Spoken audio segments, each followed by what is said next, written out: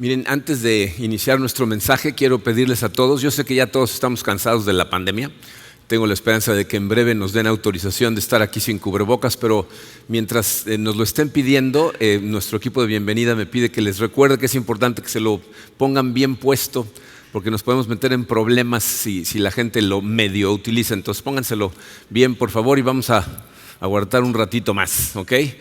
Bien, la semana pasada empezamos a estudiar cómo parte del proceso de la santificación tiene que ver también con aprender a restaurar la paz. Es decir, cuando tu relación con Dios empieza a fortalecerse, le llamamos tu relación vertical, entonces tu relación horizontal, tus relaciones humanas deberían de recibir un impacto, deberían de mejorar gracias a la relación que tienes con Dios.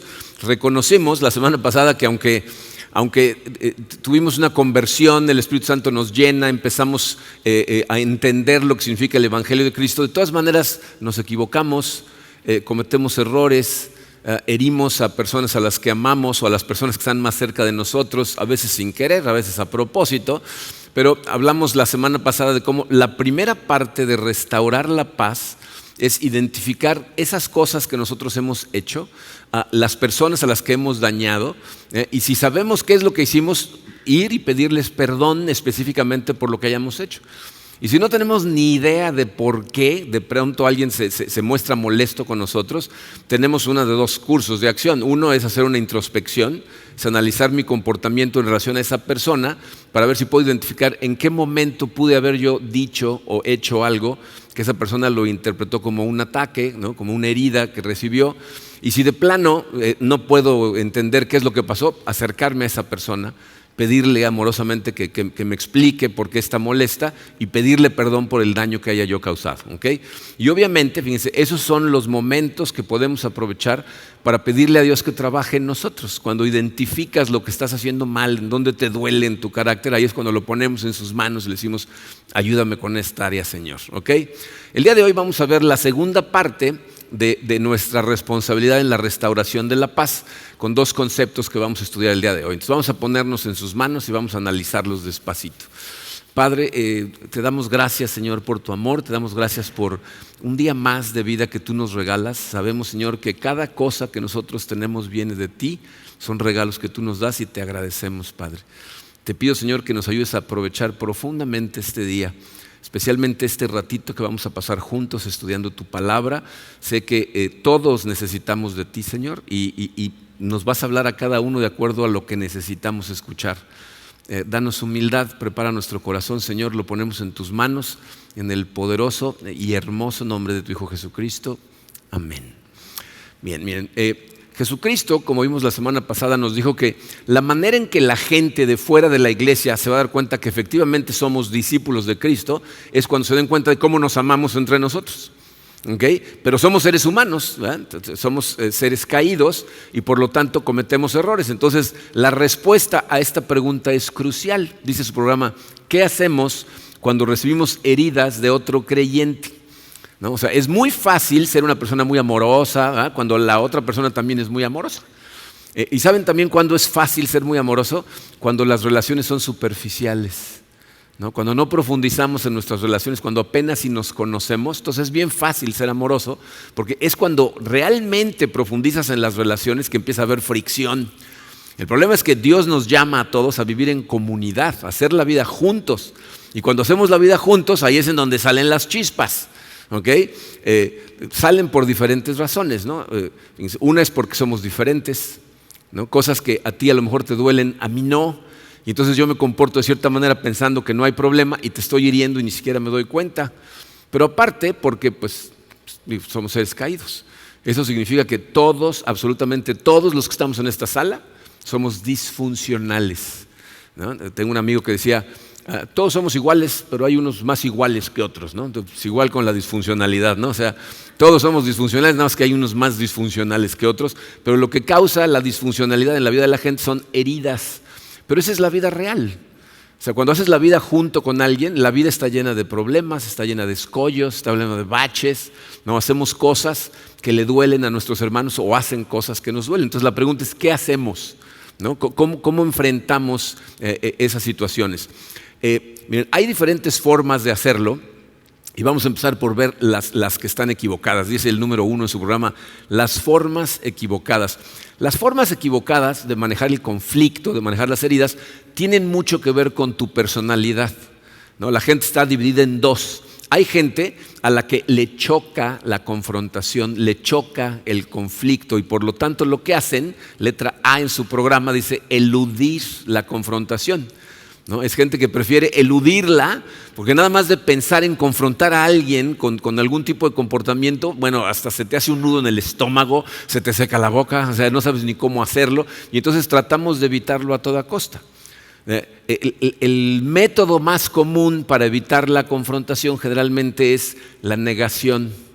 No se rehúsan a ver el comportamiento del otro, aunque están viendo el comportamiento, se voltean para otro lado. Esa es la técnica del avestruz, ¿no? Si mete la cabeza en la arena piensa que no hay peligro, no hay problema, no hay conflicto.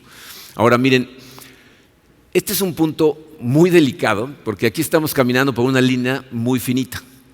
Porque de acuerdo a la Biblia, ¿saben ustedes cuál es el comportamiento más maduro de una persona ante un conflicto? Entonces vamos a leerlo. Proverbios 19:11 dice, el buen juicio hace al hombre paciente, su gloria es pasar por alto la ofensa. ¿Se fijaron que su gloria está con S minúscula? Está hablando de la gloria de la persona, no está hablando aquí de la gloria de Dios. Está diciendo, una persona merece honra, merece ser admirada si tiene la capacidad de pasar por alto la ofensa. Si tú tienes la madurez de verdaderamente pasarla por alto, estás demostrando buen juicio. ¿Por qué? Porque significa que entiendes dos cosas. Una, que los dos somos igual de pecadores. O sea, que somos exactamente iguales tú y yo, y aparte entiendes claramente todo lo que Dios te perdonó y por lo tanto extiendes gracia. Esa es una persona madura. La que no ve en la carne a un enemigo, sabe que el enemigo es el que los manipula, ¿ok? Pero aquí tienes que ser muy honesto, porque si tú dices, no, yo voy a pasar por alto la ofensa, pero por dentro estás haciendo una rabieta y te estás imaginando cómo lo atropellas con un camión, entonces el que está pecando eres tú. Por más que trates de pretender que eres muy maduro, en realidad estás empezando a pecar tú, ¿ok? Entonces, de hecho, fíjense, esa es la manera en la que tú puedes determinar si tú eres una persona que elude el conflicto o eres realmente una persona madura. Porque si nada más estás eludiendo el conflicto, lo que va a suceder es que va a empezar a salir una raíz de amargura en tu corazón. La Biblia es muy clara en eso. Dice que la amargura es como un veneno que primero envenena tu vida y luego empieza a envenenar la vida de los demás. O sea, la gente amargada empieza a amargarle la vida a toda la gente a su alrededor. Entonces tienes que ser honesto con estas cosas. Es muy peligroso. No puedes vivir en la negación. O sea, si no tienes la capacidad de pasar por alto las ofensas, no eludas la confrontación. Vas a tener que confrontar. De hecho, fíjense, hay personas que les da tanto miedo la confrontación que lo que hacen es cuando empiezan a tener conflicto porque la relación profundiza, se cambian de relación. Por eso hay gente que todo el tiempo está cambiando de trabajo, cambian de grupos de amigos, algunos cambian de familia, de iglesia. Y miren, no estoy diciendo que no hay razones bíblicas por las cuales cambiar de todas esas cosas, O sea, la Biblia nos habla de razones por las cuales deberías de cambiar de amigos, deberías de cambiar de trabajo, incluso de iglesia o incluso salirte del matrimonio. Hay razones bíblicas para ello. Pero si para ti el primer conflicto lo que te hace salir corriendo, entonces vas a caer en un ciclo repetitivo. Y nada más quiero que seas consciente de una cosa: no tienes a dónde ir. Dime, ¿a dónde te vas a ir en donde no hay pecadores? A donde te vayas hay pecadores. ¿Sabes por qué lo sé? Porque ahí estás tú. ¿No somos todos pecadores? Entonces no tienes a dónde huir y lo que vas a hacer es un ciclo repetitivo de estar corriendo todo el tiempo a buscar otra gente. La gente madura, si no puede pasar por alto el conflicto, lo que hace es confrontar, pero confronta correctamente, porque tenemos el otro lado del espectro. Uno es eludir y la letra B es la gente que disfruta la confrontación, ¿no? Este es, fíjense, un grupo de personas que se sienten espiritualmente superiores. Tienen versículos memorizados y preparados para confrontar y apenas pueden esperar para usarlos, ¿no? Te reto, ¿no? Peca contra mí, vas a ver el bibliazo que te voy a dar, ¿no? Miren, el problema con estas personas es su motivación. sea, la Biblia nos explica que para Dios no es nada más importante tu comportamiento, sino qué lo motiva. Por eso hay veces que la gente parece que está actuando bien, pero en su corazón la motivación es la equivocada y Dios ve tu corazón, no tus acciones. Entonces, ¿por qué estás confrontando? Generalmente estas personas, su confrontación no tiene que ver con amor, no tiene que ver con tratar de ayudarle a un hermano o a una hermana a vivir mejor su vida, ni les interesa restaurar la paz. Lo que quieren es sentirse superiores. Y entonces su lema es: mía es la venganza, no del Señor, mía. ¿No? O sea, saben que Dios ofrece su venganza, nos dicen no te vengas, yo me encargo, y dicen no, gracias, yo puedo con este. ¿No? ¿Por qué? Porque todo lo que quieren hacer es sentirse moralmente superiores en comparación a la otra persona, no es por amor, ¿ok? Pero la Biblia sí nos dice que si no puedes pasar por alto la ofensa, necesitas confrontar. Entonces la pregunta es, ¿cómo? ¿No? Número 2 en su programa dice, la forma correcta. Vamos a contestar la pregunta del cómo y después vamos a ver 2 pasajes en donde nos enseña exactamente por qué les pongo estos espacios en blanco. Dice, la forma correcta es confrontar en amor con el único propósito de ayudar a nuestro hermano. O sea, tu propósito no puede ser múltiple, ¿no? O sea, no es que te sientes un poquito bien y aparte le ayudes a tu hermano. Tu propósito tiene que ser haciendo algo con amor, ayudarle a tu hermano o a tu hermana en Cristo a vivir mejor su vida. Fíjense, el primer pasaje que vamos a ver se encuentra en la carta de Pablo a los Efesios, en el capítulo 4, versículo 15. Es un versículo muy profundo y muy poderoso. Fíjense, vamos a leerlo. Dice, en cambio, hablaremos la verdad con amor y así creceremos en todo sentido hasta parecernos más y más a Cristo, quien es la cabeza de su cuerpo, que es la iglesia. Aquí Pablo está hablando de algo que dice que es absolutamente necesario para que todos los miembros de la iglesia, o sea, el cuerpo de Cristo, vayan madurando. ¿Qué es eso que todos debemos hacer? Hablar la verdad con amor.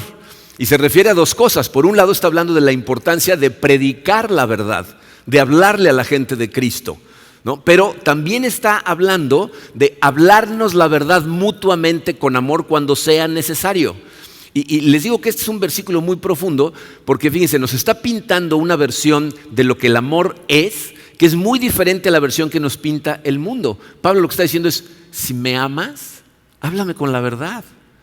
Fíjense cuál es la versión del mundo. El mundo dice, cada quien tiene su verdad. Tú sé tú, yo soy yo. A mí no me vas a decir tú lo que está bien o mal, yo determino mi verdad. Si me amas, déjame en paz. Ese es el amor del mundo. Pero el amor, de acuerdo a la Biblia, dice, no. Jesús es la verdad. El camino más directo hacia tu paz, hacia tu gozo real, es parecerte cada vez más a Jesucristo. Entonces, el amor es hablarte con la verdad, que es Jesucristo. Como dije antes, esto nos da miedo hacerlo porque tenemos miedo a perder relaciones. Nos da miedo que si confrontamos a un hermano a lo mejor pierda la relación, pero si lo amas o la amas lo suficiente, vale la pena jugarte la relación tratando de ayudarle a un hermano. Ese es el verdadero amor. Siento náuseas de tener que decirte esto, sé que no te va a gustar escucharlo, no va a ser fácil escucharlo, pero te amo y por lo tanto te lo voy a decir, ¿ok? Ahora, el segundo pasaje es Jesucristo hablando, enseñándonos cómo. Entonces vamos a ver Mateo capítulo 18, versículos 15 al 17. Versículo 15 dice, si tu hermano peca contra ti, ve a solas con él y hazle ver su falta. Si te hace caso, has ganado a tu hermano. Entonces fíjense, ahí hay varias cosas. Para empezar dice, si tu hermano peca contra ti. Aquí está hablando de acciones que la Biblia condena. ¿Okay? No está hablando de expectativas creadas que tú le hayas puesto a una persona y que no las cumple, entonces lo vas a confrontar. Está hablando de lo que la Biblia dice que es un comportamiento pecaminoso. ¿Okay? Y el primer paso, dice, es ir con esa persona y a solas hablarle con amor, como ya nos dijo Pablo, explicarle lo que tú estás viendo. Ahora miren, este versículo también se aplica cuando ves a un hermano, a una hermana en Cristo que está pecando, que está viviendo su vida de tal manera que va de camino a un tiradero. De hecho, hay versiones de la Biblia en donde ese mismo versículo no dice si tu hermano peca contra ti, nada más dice si tu hermano peca, porque la manera en que está escrita la palabra en el original puede asumir que es contra ti o puede no asumirlo. Por lo tanto, nos está hablando de una persona cercana a ti que por amor te va a confrontar con un pecado, aunque el pecado no sea contra él, sino que simplemente estás pecando. Y ese es un punto muy importante de tener en mente. Les voy a decir por qué. Ayer platicaba con Sergio Serra, que es uno de nuestros maestros de fundamentos, y me explicaba que en la clase de fundamentos mucha gente se confunde y cuando se habla de la confrontación dicen, no, pero en la Biblia dice que no juzgues a nadie, no juzgues a tu hermano, no juzgues a otro. Aquí nadie está juzgando, el único juez es Dios. Por eso tiene que ser algo bíblico. Y la Biblia sí nos dice, por amor, con la Biblia en la mano, hablas con un hermano que está rompiendo los mandamientos bíblicos que están escritos en la Biblia. Yo no estoy juzgando a nadie, la Biblia lo está juzgando. ¿Ok? Entonces nosotros tenemos que hacer ese tipo de confrontaciones. Y por eso la importancia otra vez de los grupos pequeños. Porque si tú todo lo que haces es venir aquí el domingo, entonces la gente no puede ver qué hay en tu vida. La Biblia nos llama a hacer la vida juntos, porque ahí es en donde tenemos oportunidad de ver estas cosas. Y ese es el peligro de la iglesia grande, ¿no? Si tú nada más vienes los domingos, pues te escondes en el montón, privándote a ti mismo de la oportunidad de crecimiento. ¿Okay? Pero en ese mismo pasaje podemos ver claramente cuál es el objetivo de la confrontación. Dice, si lo reconoce, has ganado a tu hermano. Has ganado a tu hermana. O sea, lo que estamos tratando de hacer es de ganarlo, no de ganarle. Porque hay gente que se acerca a veces con nosotros a hablar con nosotros y decimos, dile que está mal. O sea, lo que quieren es ganar la discusión. Aquí no se trata de ganar. Si en una relación alguien va ganando, la relación va perdiendo. ¿Okay? Se trata de ganar a nuestro hermano de regreso. Consejos para este punto. Miren, hay casos en donde los pecados son muy claros. ¿No? La persona te mintió y lo cachaste descaradamente en su mentirota. O a lo mejor te pidió dinero prestado y no te está pagando y se te anda escondiendo. O a lo mejor hicieron un contrato de negocios y está rompiendo el contrato totalmente. A lo mejor te está traicionando y estás cachando a la persona en la traición total o te está insultando. Cualquier cosa que sea totalmente visible. Fíjense, aún con pecados que son totalmente visibles, necesitas hablar con amor. Hablar con amor en una confrontación hace toda la diferencia. Esto lo hemos mencionado muchas veces. Si tú confrontas a una persona con algo que evidentemente hizo mal, pero de lo único que se acuerda es de cómo la confrontaste en lugar de por qué, ya todo lo que hiciste no sirvió de nada. Porque en su corazón lo único que se va a acordar es cómo le hablaste. Entonces tienes que hablar con amor. Pero va a haber casos en donde tú vas a querer confrontar a alguien en donde es muy posible que la situación sea simplemente tu percepción. Si lo que hizo la persona no está en blanco y negro, o sea, no es transparentemente claro que lo que está haciendo es un pecado, te recomiendo que no nada más empieces hablando con amor, que empieces hablando con humildad y que estés dispuesto a escuchar, porque muy probablemente vas a tener que escuchar cosas tú también. ¿Verdad? Esa persona a lo mejor te va a hacer ver cosas a ti que tú no estás viendo en este asunto y que tú también tienes que reconocer. Entonces, si las cosas no son tan claras, empezar atacando es siempre contraproducente. ¿Ok? Pero bueno, entonces vas a solas primero y lo confrontas o la confrontas. Si no reconoce, continúa Jesucristo en el versículo 16, dice, pero si no, lleva contigo a una o dos más para que todo asunto se resuelva mediante el testimonio de 2 o 3 testigos. Si se fijan, la última frase está entre comillas. ¿Por qué? Porque aquí Jesucristo está citando al Antiguo Testamento, está citando Deuteronomio 19, en donde Dios a través de la ley le está explicando al pueblo de Israel cómo debe ser la vida en la comunidad. Y lo que les dice es, cuando hay conflicto entre 2 miembros de la comunidad, no nada más con un testigo que diga algo, ya nos vamos a ir, ¿no? Si alguien dice, este me robó, al bote con él. No, necesitamos a 2 o más testigos, ¿ok? Ahora, eso no significa que vas a ir a buscar a 2 o 3 personas más que también les caiga mal ¿Okay? Lo que significa es que vas a buscar a gente que haya presenciado la situación, que sean conscientes de lo que están pasando y que tengan el mismo objetivo en mente, restaurar la paz, ganar de regreso a nuestro hermano o a nuestra hermana. Y hablarle con amor, la manera en que estás actuando está causando herida, está causando dolor, ten cuidado. Y miren, aquí entra algo que vimos un poquito la semana pasada. ¿Saben qué sucede cuando estudiamos este tipo de versículos? La gente inmediatamente se pone en el papel del confrontador. Dice, a ver, ¿cómo voy a confrontar? ¿A quién tengo? Pero no se te ocurre que a lo mejor el confrontado vas a ser tú. A lo mejor alguien va a escuchar esto y va a decir, no, pues tengo que hablar con esta persona. Si tú eres el confrontado, Fíjate, el comportamiento más fácil y de hecho el más común es tratar de buscar en el ojo del otro la astilla, ¿no? O sea, para redireccionar el ataque, dice, pero ¿y tú? Y no te va a costar mucho trabajo porque todos somos pecadores, todos tenemos astillas en los ojos. ¿Ok? Entonces, no puede ser que tu primera pregunta sea, ¿será que puedo encontrar algo en la astilla de este? ¿No? Al revés, debe decir la pregunta, ¿será verdad lo que me está diciendo? O sea, ¿será que puedo aprender algo acerca de mí y permitirle a Dios transformarme?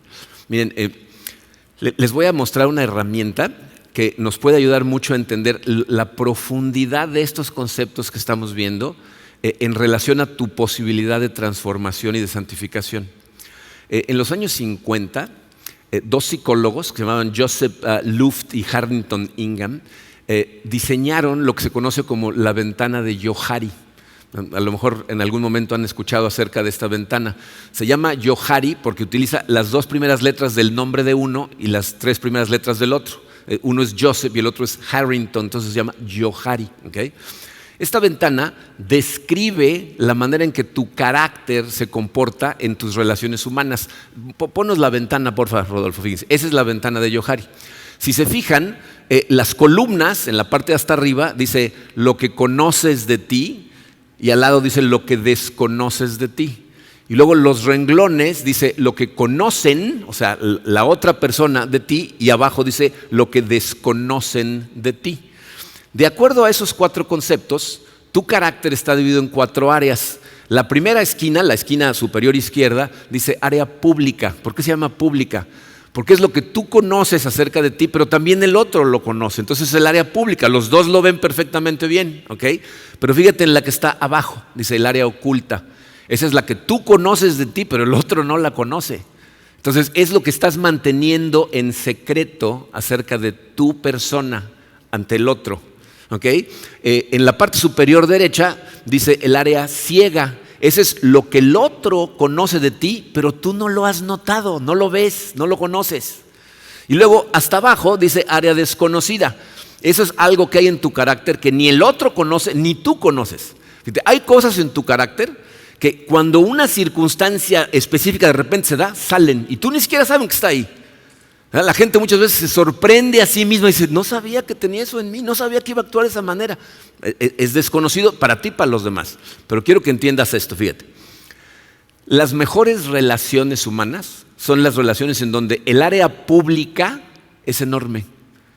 O sea, mientras mi esposa Karina más conoce de mí, entonces yo puedo ser realmente yo en mi relación con ella.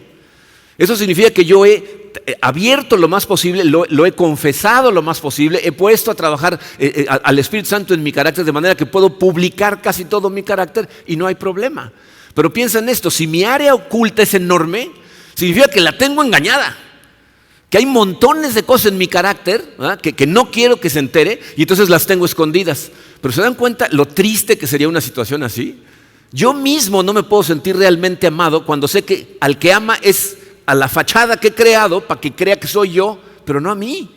Y todo el tiempo tengo que estar fingiendo porque donde se entere de lo que hay ahí escondido me va a mandar a volar. Entonces, ¿cómo puedo lograr que mi área oculta empiece a decrecer? Confesándolo, platicándoselo, pidiéndole que me ayude a trabajar en esas áreas, ¿no? Pero mientras más lo hago, se dan cuenta de la paz que puede haber en mi corazón cuando ella me ama sabiendo quién soy. Y solamente funciona si yo realmente estoy trabajando en todas esas cosas que antes tenía secretas, ¿no? Pero, entonces, de mí depende que mi área oculta decrezca. Pero ahora piensa en esto. ¿De quién depende que tu área ciega decrezca? ¿Cómo puedo arreglar yo cosas en mí que no sé que están ahí, que no las veo? Fíjate, hay dos formas. Una es que yo diligentemente esté estudiando la Biblia tratando de verla como un espejo, diciéndole al Espíritu Santo, muéstrame cómo me veo. Y de repente te vas a sorprender y vas a decir, ¡ay! Este soy, está hablando de mí. Entonces eres consciente de cosas que no veías, pero que tienes que cambiar y se las pones en las manos a Dios para que te ayude a transformarlas. La otra forma es que alguien que te ama, con quien estás haciendo la vida juntos, tenga el amor suficiente para decirte. Entonces, si tú estás viendo a una persona a la que amas hacer un tiradero de su vida y no se lo dices, en realidad te estás comportando como un enemigo, no como un amigo. Eso no es amor. Necesitamos decirle a la gente lo que vemos por amor y con amor. Y si tú eres el confrontado, tu pregunta debe ser: ¿será que voy a aprender algo acerca de mí hoy que necesito poner en manos de Dios? Y entonces tu área pública crece y tu relación mejora y ganas de nuevo a tu hermano. ¿Ok? Entonces por eso confrontamos, porque si no la persona no lo ve. ¿Ok? Pero bueno, entonces vas a solas primero, vas con 2 o 3 testigos después, y si de todas maneras te manda a volar, Jesucristo continúa en el versículo 17, la primera parte del 17 dice: si se niega a hacerles caso a ellos, díselo a la iglesia. Entonces, aquí se está refiriendo al liderazgo que tengas en la iglesia. Puede ser el liderazgo de la iglesia, como nosotros, puede ser el líder del grupo pequeño donde tú te reúnes, el líder del ministerio en el que estás sirviendo, si la persona pertenece a ese ministerio. O sea, tienes que ir al liderazgo, y entonces ya se convierte en nuestra responsabilidad hacer una confrontación con esa persona. Aquí en Comunidad de Fe hemos tenido, miren, nuestra iglesia está a punto de cumplir 20 años de existir. Y a través de 20 años no tienen idea la cantidad de casos en donde hemos tenido una situación como esta. Muchas veces la gente nos ha traído confrontaciones pidiéndonos ayuda. Necesito que me ayudes a confrontar a esta persona porque estamos teniendo un problema. ¿Okay? Estas son cosas que hacemos en privado, y no nada más frente a los involucrados, ¿verdad? Normalmente en presencia de otros testigos. Y no me refiero a gente que dé testimonio del comportamiento de la persona.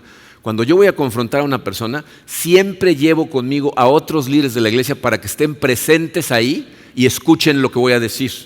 Vean la manera en que lo vamos a manejar. A la persona que va a ser confrontada no la invitamos sola. Le decimos: ven, trae a tu pareja, trae a tus amigos del ministerio, tus miembros, o sea, para que escuchen, todos sean testigos. De hecho, muchas veces he grabado esas conversaciones.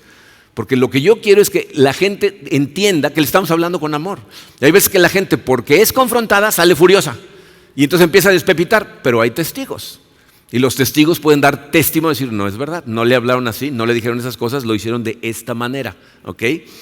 Gracias a Dios, la gran mayoría de esas interacciones han sido muy positivas, muy productivas. Relaciones se han restaurado, gente ha madurado, han cambiado su dirección espiritualmente hablando, y las cosas se han restaurado, la paz.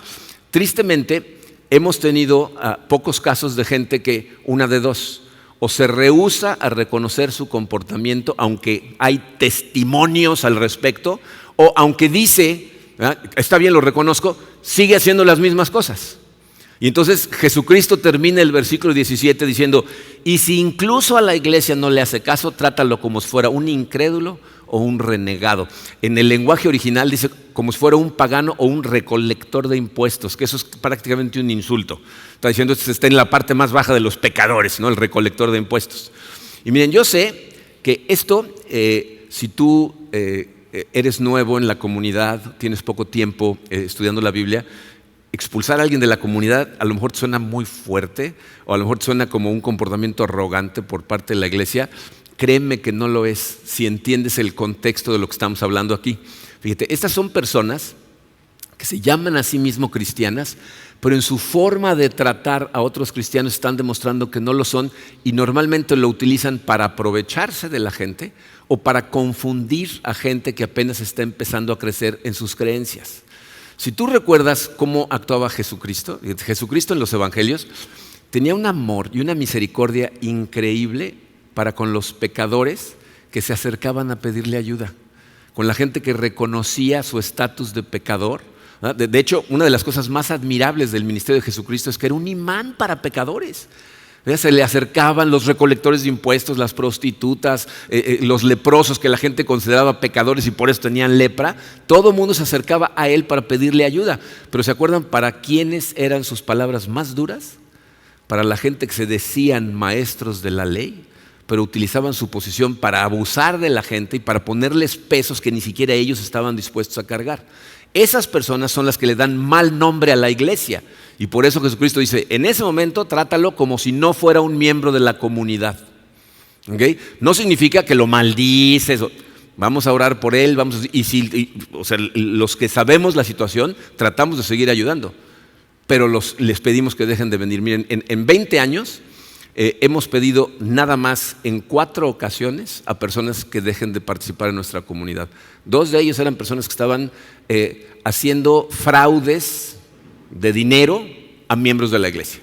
Utilizaban su cartel de soy cristiano para invitarlos a hacer negocios y luego se les desaparecían, ¿no? Entonces, los otros 2, les explico cuáles son los otros 2 casos y luego les explico el proceso. Pero tuvimos 2 casos de personas que estaban activamente tratando de distorsionar y confundir a la gente en nuestros grupos pequeños en diferentes formas, ¿no? Y con los 4, el proceso fue de más de un año en 3 de los casos. El otro fue un poco más corto, pero tuvimos conversaciones tras conversaciones tras conversaciones, promesas de cambio, y después de más de un año en donde vimos esto no va a funcionar, les pedimos que dejaran la iglesia. Cuando ya lo habían repetido ante varios miembros a los que habían defraudado o tenían a gente totalmente confundida. Y miren, aquí voy a hacer un pequeño paréntesis, no tiene nada que ver con el sermón, pero se los digo ya que estoy hablando de este tema, porque me acaba de hacer notar una persona a través de un correo que hay una persona o un grupo de personas que están infiltrándose en la iglesia tratando de jalar a las personas para que se conviertan en cristianos judaizantes. No sé si saben lo que eso significa, pero es gente que lo que trata de meterte en la cabeza es que para que tú seas un buen cristiano también tienes que ser un buen judío. Es decir, tienes que regresar a celebrar todas las cosas que celebraban los judíos. Celebrar el Sabbat empezando el viernes a las 6 de la tarde y terminando el sábado a las 6 de la tarde. Celebrar todas las celebraciones que Dios le pidió al pueblo de Israel que celebraran, todo lo que les pedía. Bien, yo no sé si ustedes son conscientes de esto, pero el primer problema que tuvo la iglesia cristiana cuando empezó se encuentra en el libro de Hechos de los Apóstoles, en donde un grupo de judíos estaban tratando de judaizar el cristianismo y estaban tratando de convencer a todos los cristianos de que la manera de ser cristiano era ser judío. Y entonces Pablo, junto con otros discípulos, tuvieron que ir a Jerusalén y tuvieron lo que se conoce como el Concilio de Jerusalén, en donde discutieron esas cosas y llegaron a la conclusión de que ese comportamiento estaba equivocado. Pablo habla de ello en la carta a los Gálatas, puedes leerla, en donde Pablo dice: Gálatas torpes, ¿quién les metió en la cabeza eso de regresar a la ley cuando todos sabemos que las obras de la ley no salvan a nadie? Tenemos libertad en Cristo y Él va a trabajar en tu corazón. Entonces tengan cuidado con las doctrinas que les empiezan a meter en la cabeza, porque suenan más espirituales, pero lo único que es necesario es Cristo. Cerramos el paréntesis. Okay. Nuestra responsabilidad como iglesia es cuidar al cuerpo de la iglesia. La Biblia nos previene de que van a venir lobos disfrazados de ovejas para tratar de arrebatar ovejas del rebaño. Entonces tenemos que tener los ojos abiertos. En la mayoría de estos casos, la verdad, resultaron ser personas caídas como nosotros, que necesitaban abrir los ojos a hábitos arraigados que traían del mundo. Tuvieron que reconocerlo, ponerse en manos del Espíritu Santo y hubo santificación, ¿no? Esto es de lo que hablamos la semana pasada, cuando hablamos de Proverbios 27, en donde dijimos: el hierro se afila con el hierro y el hombre con el hierro. El hombre, es el momento de confrontación es cuando salen chispas, pero es lo que produce que se limpien las imperfecciones en el carácter de la gente, ¿ok? Entonces, necesitamos confrontar correctamente, con amor, con el único propósito de tratar de restaurar la paz. Hay un concepto más que necesitamos hablar con respecto a esto de restaurar la paz, que miren, si esto que sigue lo hiciéramos todos, si todos cumpliéramos este mandamiento, no saben la paz que reinaría en sus vidas, en la vida de todos nosotros, ¿ok? La semana pasada hablamos de pedir perdón y hoy estamos hablando de confrontar a una persona que nos atacó correctamente. Para todos los casos, ya sea que la persona te pida perdón o no, y no importa cuál sea el resultado de una confrontación, dice el número 3 en tu programa, dice: sin importar la circunstancia, debemos perdonar.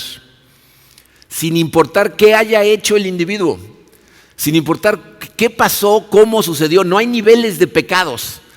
Sin importar cómo pecó contra ti, tu deber, de acuerdo a la Biblia, es perdonar. Y miren, yo sé que esta es una de las cosas más difíciles que Dios nos pide hacer. Nos dice: perdona a los que te ofenden. Hay personas que hablando de estos temas me dicen: es que yo a tal persona no la puedo perdonar.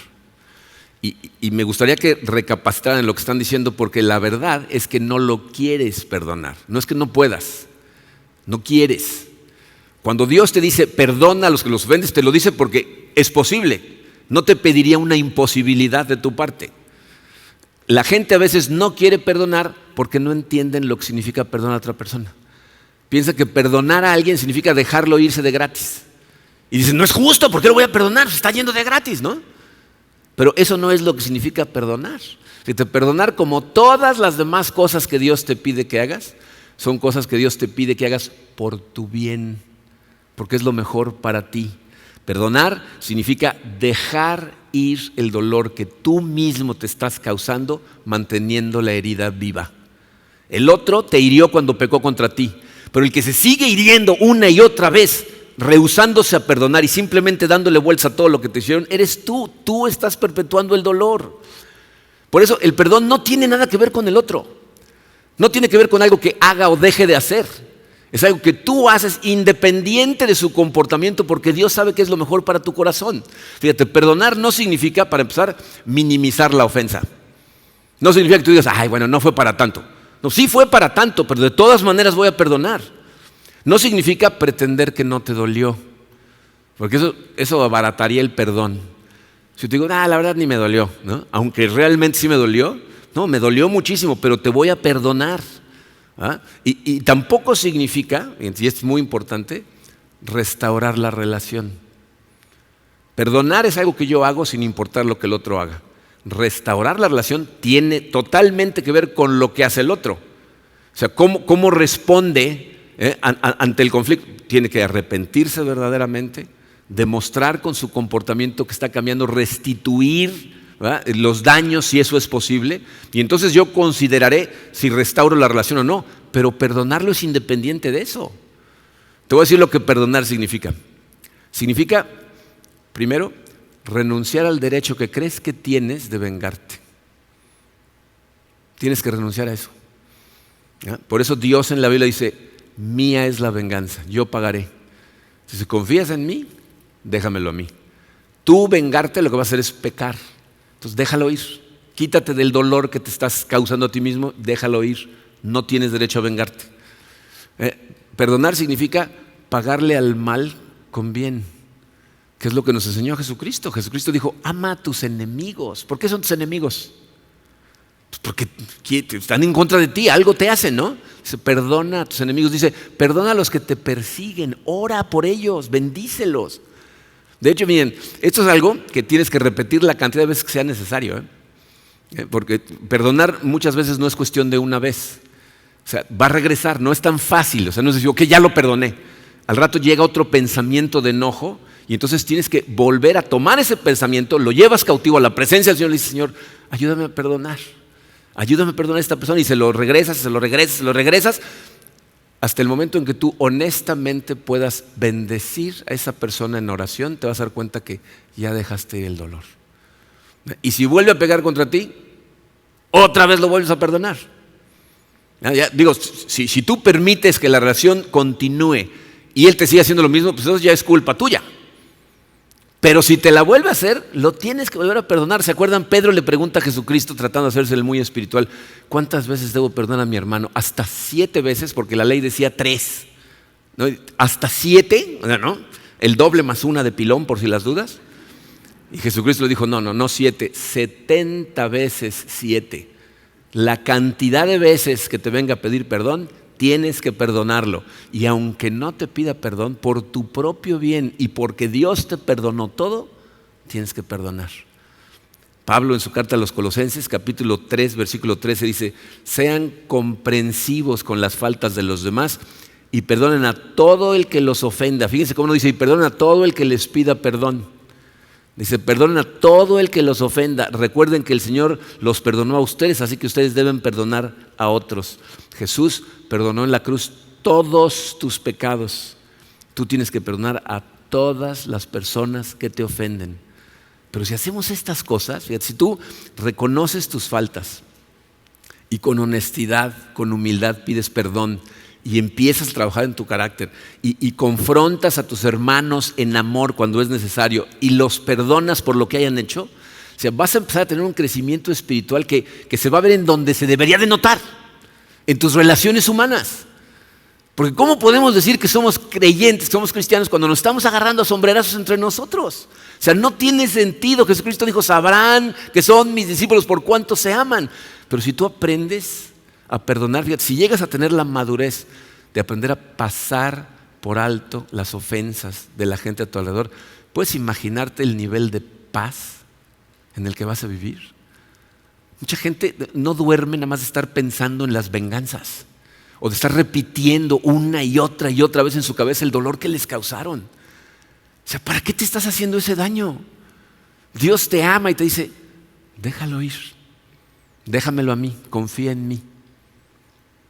Tú disfruta de mi paz. Y eso es lo que hacemos cuando perdonamos a todos los demás. ¿Se imaginan la paz en su casa?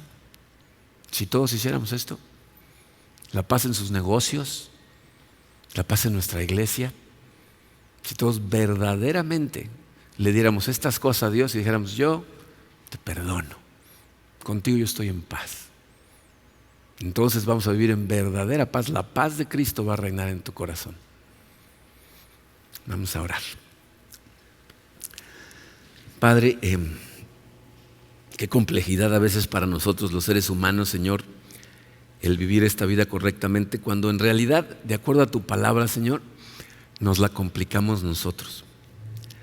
Nosotros nos estamos torturando constantemente con las cosas que nos hicieron. Llevamos un registro, aunque tu palabra dice que el amor no lleva registro de lo que le hacen. Y queremos confrontar, pero porque estamos enojados, no porque amamos. Te pido, Señor, que nos ayudes, Padre, porque necesitamos de tu ayuda, necesitamos de tu espíritu. Solamente llenos de tu amor por la demás gente podemos amarlos realmente. Llénanos de tu amor, Señor. Llénanos en este momento del amor que tú tienes por la gente que más nos ha herido. Sana nuestro corazón y ayúdanos a perdonar. Queremos ser ministros de la reconciliación como tú nos encargaste en tu palabra. Y sabemos, Señor, que eso es imposible cuando nuestro corazón está lleno de odio.